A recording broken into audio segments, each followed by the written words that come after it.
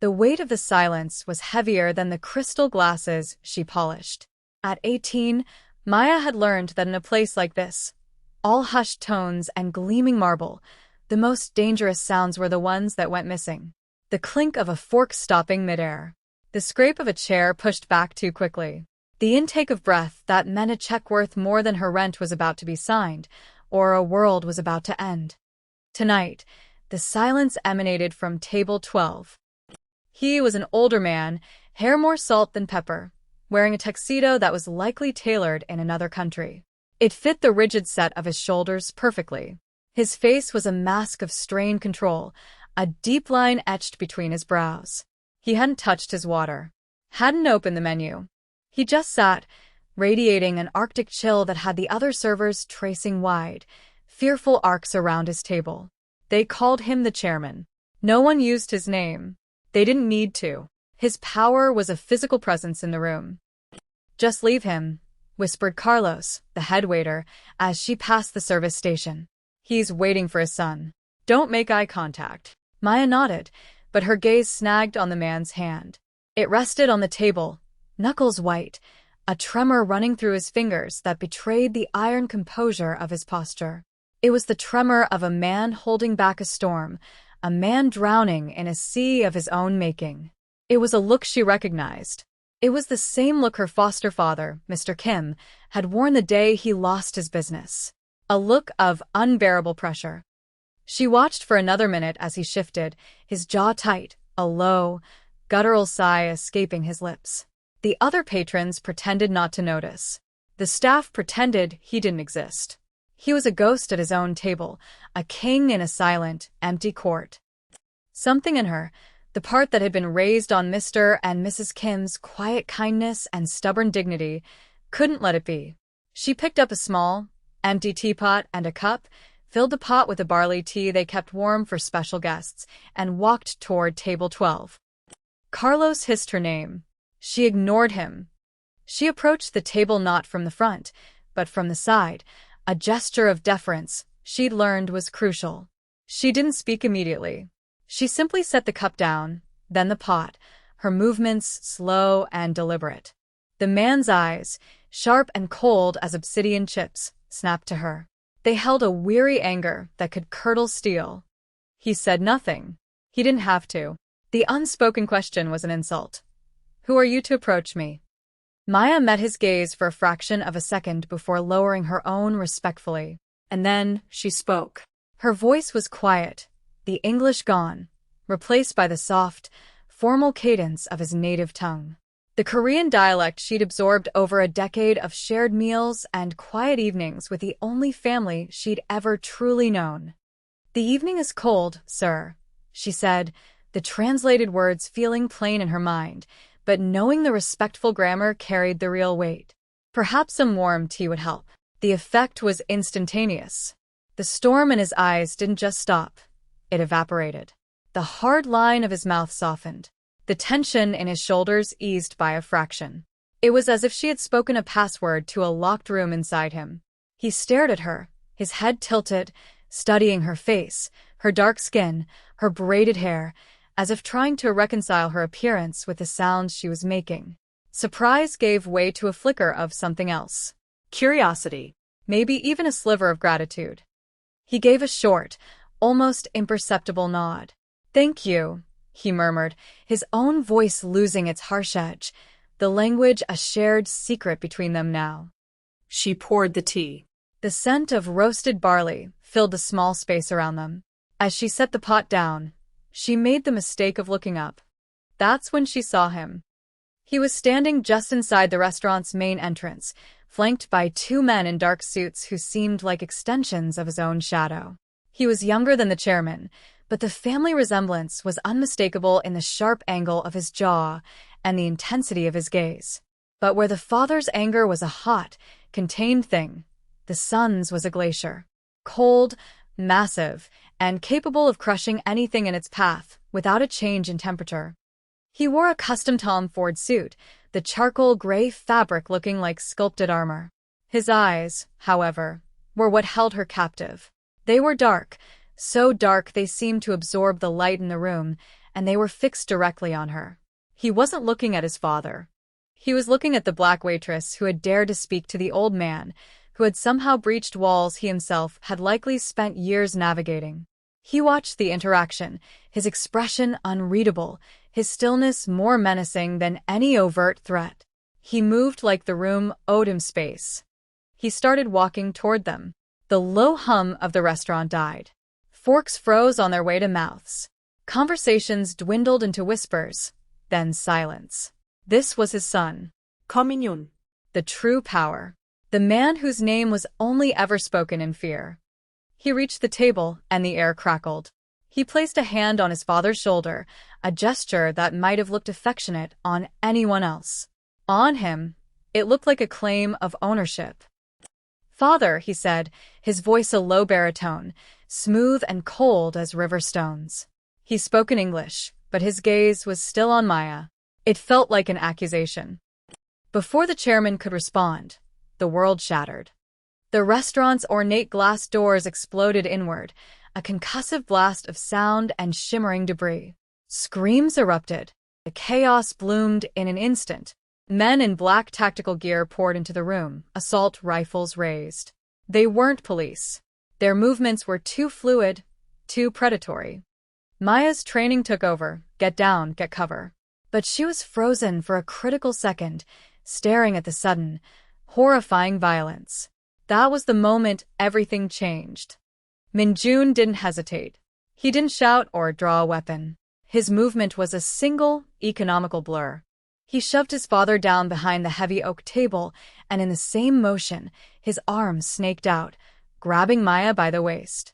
He yanked her back, spinning her behind him so his body was a shield between her and the gunfire that had just started to rip through the room. The air filled with the deafening roar of automatic weapons and the smell of cordite.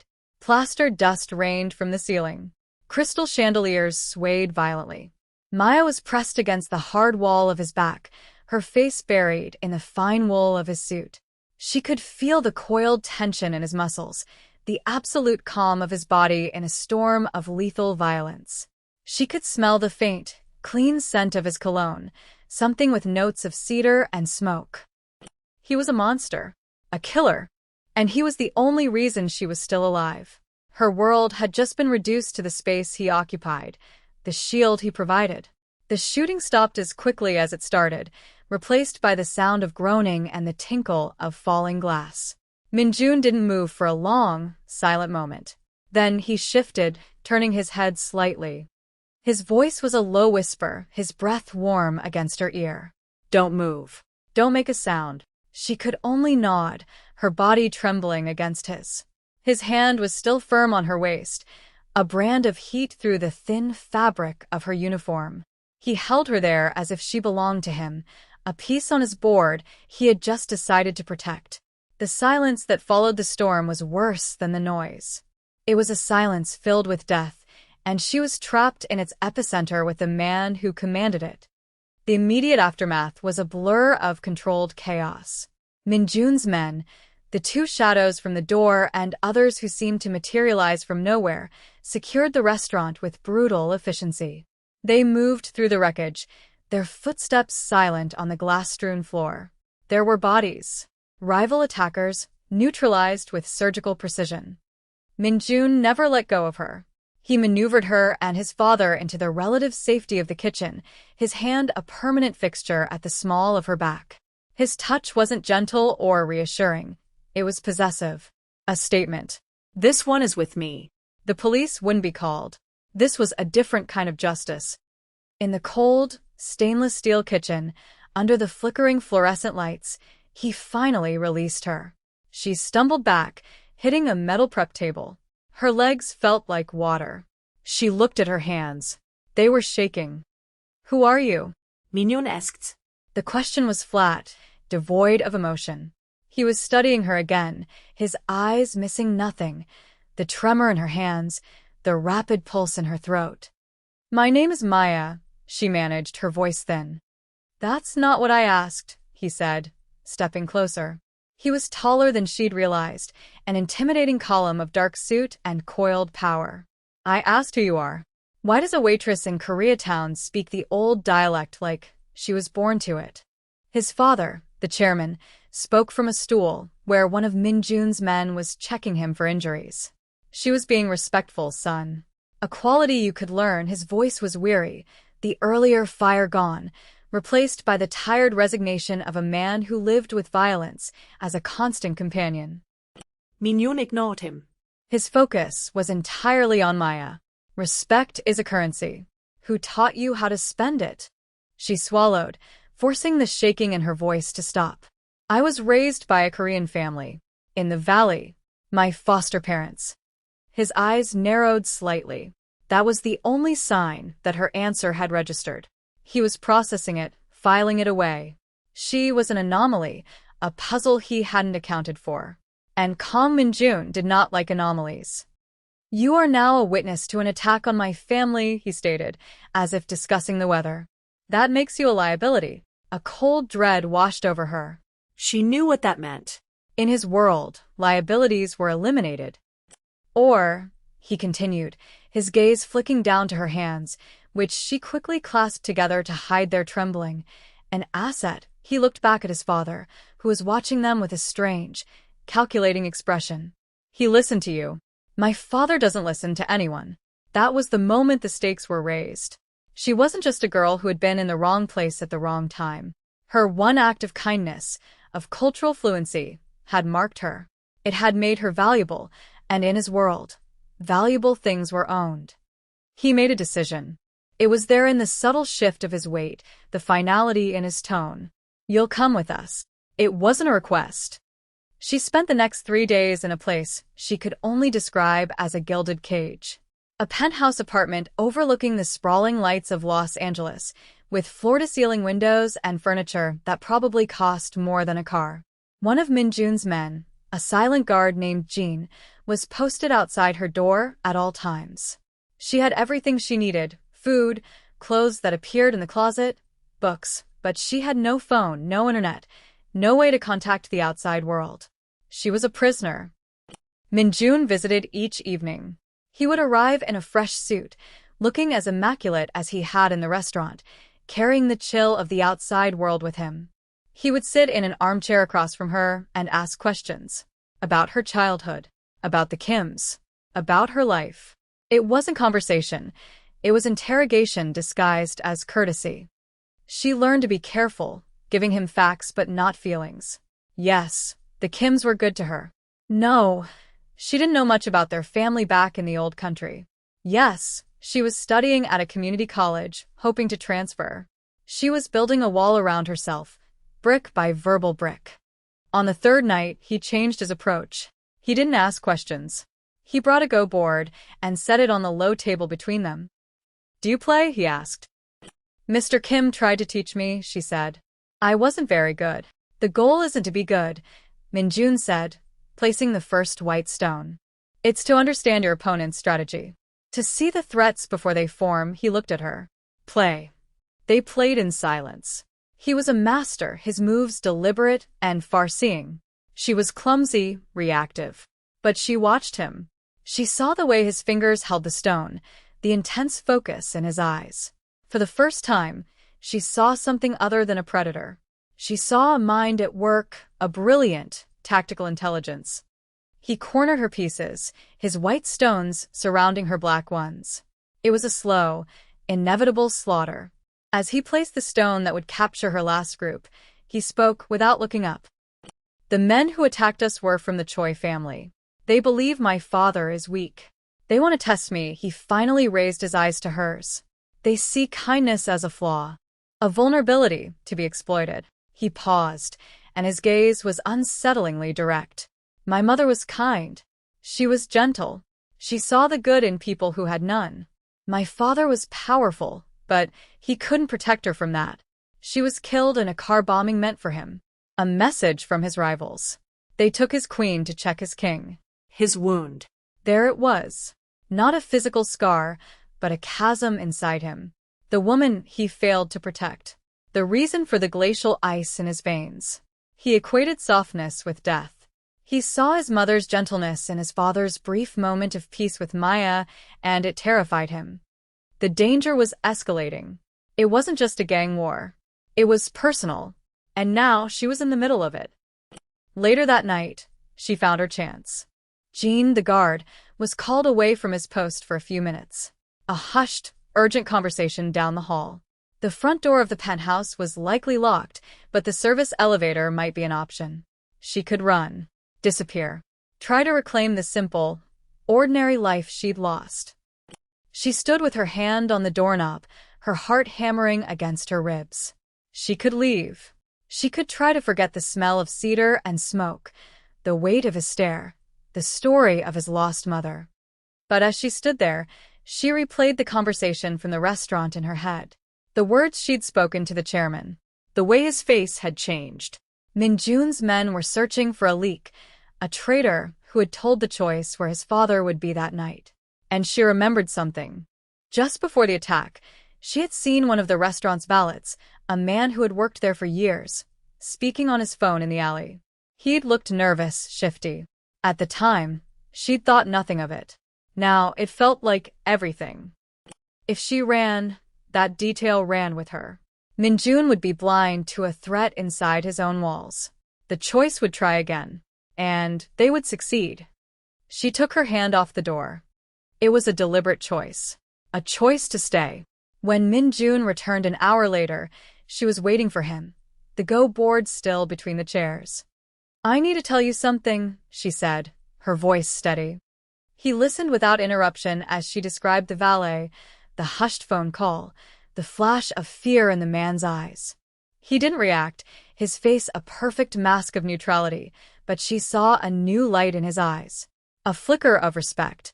She hadn't just given him information. She had chosen a side. He stood up and walked to the window, looking out at the city. "You should have run, Maya." "I know," she said, standing as well. "But they'll kill your father. And then they'll kill you." He turned from the window to face her. The space between them felt charged, the air thick with unspoken things. He walked toward her until he was standing directly in front of her, so close she had to tilt her head back to meet his eyes. "Why do you care?" he asked, his voice a low murmur. She didn't have an answer for that. Not one she was willing to say out loud. She told herself it was survival instinct. He reached out, his fingers gently brushing a stray braid back from her face. His touch was feather-light, shockingly tender. It was the first time he had touched her without force, without purpose. It was just a touch. Her breath caught in her throat. His gaze dropped to her lips for a fraction of a second, and the temperature in the room seemed to rise. The silence between them was not empty. It was filled with the terrifying, magnetic pull of two opposite forces. That was the moment she knew she was in more danger than she had ever been before. The information about the valet proved to be the key. The man, when found, confessed everything. He worked for the choice. But he wasn't the real traitor. He was just a pawn.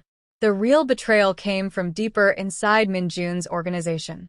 His cousin, Taewoo, the man who managed his finances, had been selling information to the choice for months. The attack on the chairman was meant to be the final move, a catalyst for a coup that would place Taewoo at the head of the family, under the choice control. The discovery sent a shockwave through Minjun's empire. Betrayal by blood. It was the deepest wound, the one that festered. Minjun became even colder, more remote. He moved with the deadly quiet of a stalking panther, and the penthouse began to feel less like a cage and more like the eye of a hurricane. He arranged a meeting, a supposed truce with the Choi family at a neutral location, a closed art gallery downtown. He told Maya he was taking her with him. "Why?" she asked, her voice tight with fear. "I'm not one of your soldiers." "No," he said, his eyes hard. "You're my anchor. When my cousin sees you by my side, he will understand that I have lost nothing, that my world is intact." It was a lie. She wasn't an anchor. She was bait. A display of confidence he didn't feel. She knew it. He knew she knew it. The gallery was a cavern of white walls and stark shadows. The air was thick with tension. The Choi patriarch, a snake in a silk suit, sat across a large steel table from Minjun. Taewoo, the traitorous cousin, stood behind him, his face pale and sweating. Maya sat beside Minjun, her hands clasped in her lap, her back ramrod straight. She focused on her breathing, just as Mrs. Kim had taught her to do when she was a child plagued by nightmares. Inhale calm, exhale fear. The negotiation was a dance of veiled threats and false promises. Minjun was masterful, his voice never rising, his words precise and cutting. But the choice were confident. They had the advantage. They thought they had broken him. That's when the trap was sprung. The lights cut out, plunging the gallery into absolute darkness. The sound of gunshots exploded from all directions. It was an ambush. Mignon reacted instantly. He pulled her from her chair, and under the heavy steel table, his body once again a shield over hers. The sound was deafening, the smell of gunpowder thick in the air. Bullets pinged off the metal above them. In the strobing flashes of muzzle fire, she saw faces contorted in violence, bodies falling. Then came a sound that cut through the chaos. A grunt of pain from above her. From Mignon.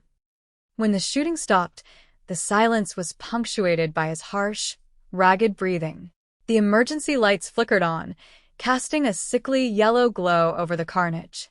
Minjun pushed himself up, and she saw the dark stains spreading across the side of his white shirt, just below his ribs. "Are you hurt?" he gritted out, his eyes already scanning the room for remaining threats. "No," she whispered, her gaze fixed on his wound. "You are." His men were dealing with the last of the Choi soldiers. Tae-woo was cornered, a gun held to his head.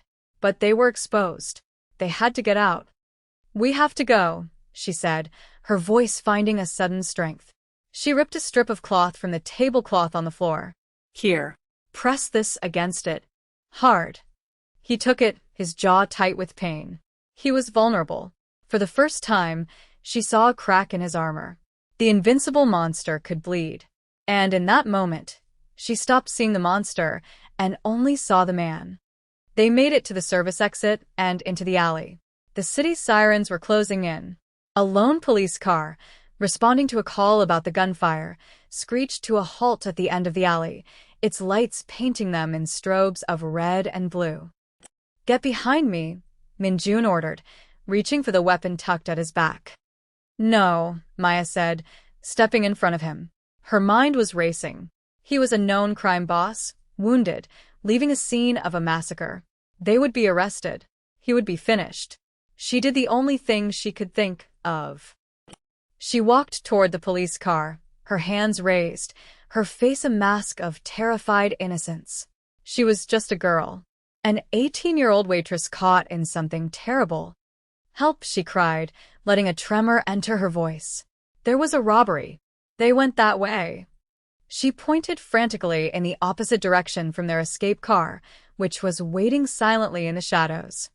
The officer, a young man with a concerned face, looked from her to the dark alley, his attention diverted. "Ma'am, are you okay? Did you see who it was?" "I don't know. It all happened so fast. Please, you have to catch them." It was just enough. The officer spoke into his radio, relaying her false information.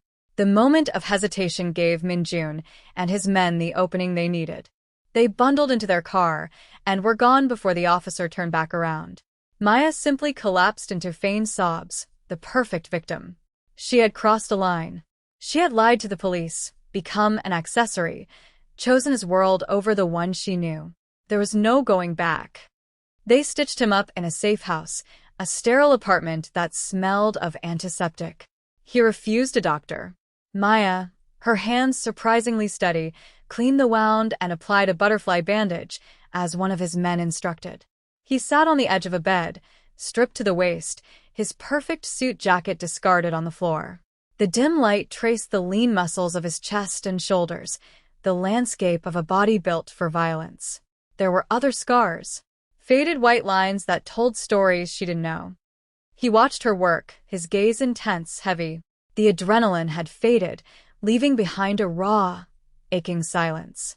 When she was done, she wiped her hands and finally met his eyes. "You should have run," he said again. It sounded different this time. Not a statement of fact, but a confession of his own weakness.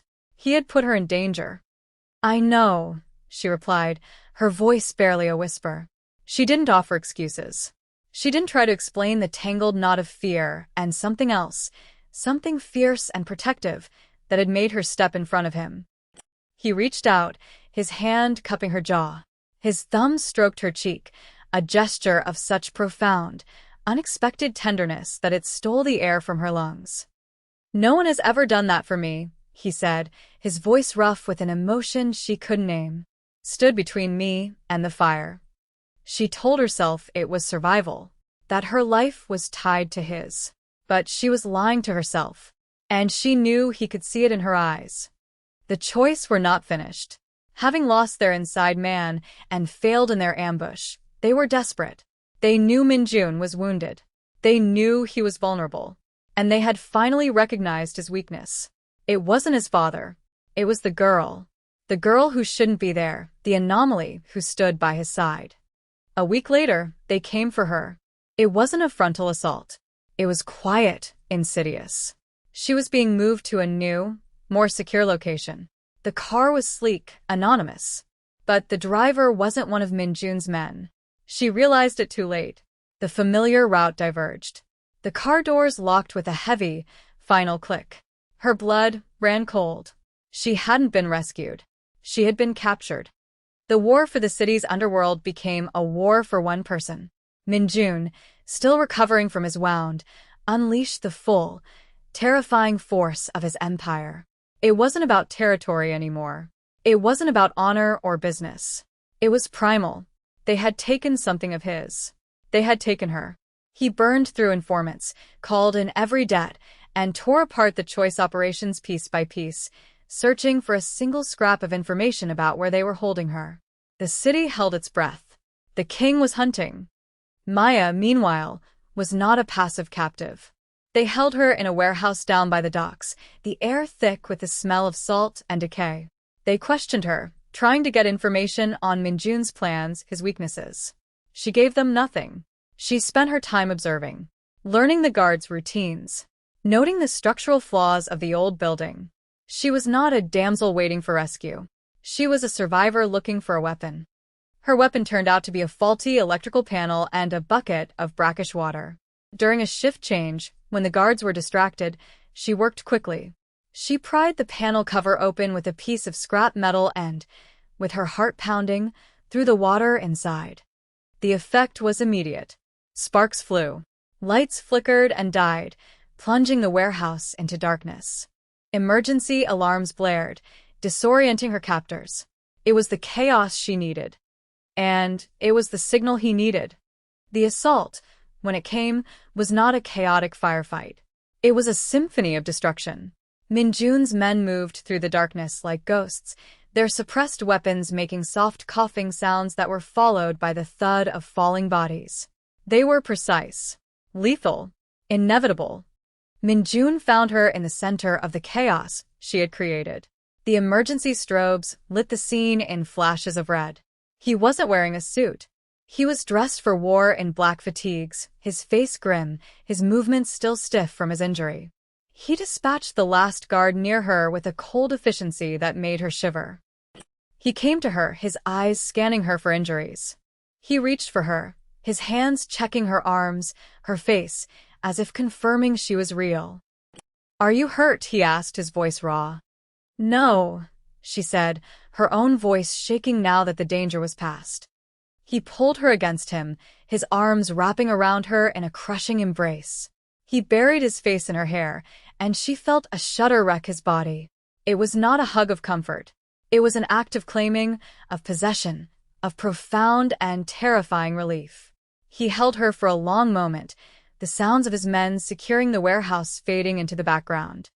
One of his most trusted men, Jean, lay dead near the entrance. A cost had been paid.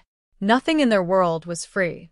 He finally pulled back, though he kept his hands on her shoulders, holding her in place. He looked at the sparking electrical panel, at the chaos she had wrought. A slow, almost imperceptible change happened in his expression. "My father said you have a gentle heart," he said, his voice low and rough. He looked from the chaos back to her face, his gaze burning with an intensity that seared her to her soul. He was wrong. You have a steel spine.